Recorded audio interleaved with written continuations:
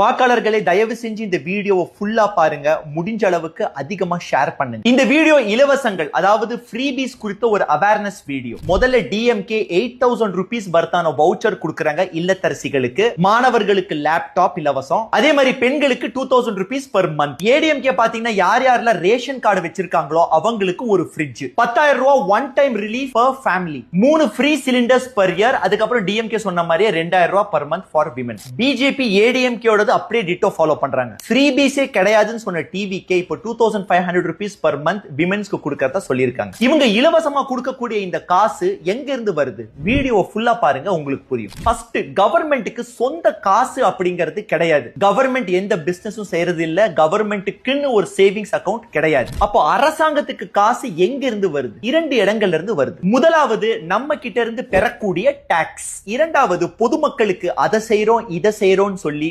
மக்களின் பேரில் வாங்கக்கூடிய லோன்ஸ். தமிழ்நாடோட அவுட்ஸ்டாண்டிங் டெட், அதாவது கடன் 10.71 லட்சம் கோடி. ஒரு உதாரணத்துக்கு இந்த கடன் தொகையை தமிழ்நாடு அரசு ஒவ்வொரு மக்கள் மேலும் பாகுபாடு இல்லாம பிரிச்சாங்கன்னா தலா ஒண்ணுக்கு 1,40,000 ரூபாய் வருது. நேத்து பிறந்த குழந்தையும் 1,40,000 ரூபாய்க்கான ஒரு கடனாளி தான். 2026-27 தமிழ்நாடு அரசு 1.79 லட்சம் கோடிகள் கடன் வாங்க திட்டமிட்டு இருக்கு. அதே வருஷம் இது எவ்வளவு திருப்பி செலுத்த திட்டமிட்டு இருக்குன்னா 60,141 கோடிகள் திருப்பி கட்டுறதா முடிவு பண்ணிருக்காங்க. கிரெடிட் கார்டு வாங்கி அதை ஃபுல்லா ஸ்வைப் பண்ணி முடிச்சிட்டு ரீபே பண்ணணும் அப்படின்னு நினைக்கும் போது கையில காசு இருக்காது. அப்போ மினிமம் டியூ பே பண்ணுவாங்க. இந்த மினிமம் டியூ பே பண்ணும்போது அசல்ல இருந்து 1 பைசா மைனஸ் ஆகாது. மினிமம் டியூ ஏன் கட்டுறாங்க அப்படின்னா மறுபடியும் அவன் போன் பண்ணி நம்ம கால் பண்ண கூடாது அப்படிங்கிறதுக்காக நாம கொடுக்கும் ஒரு விலை. இது நம்ம எல்லாருக்குமே தெரியும். 2023-24 தமிழ்நாடு அரசு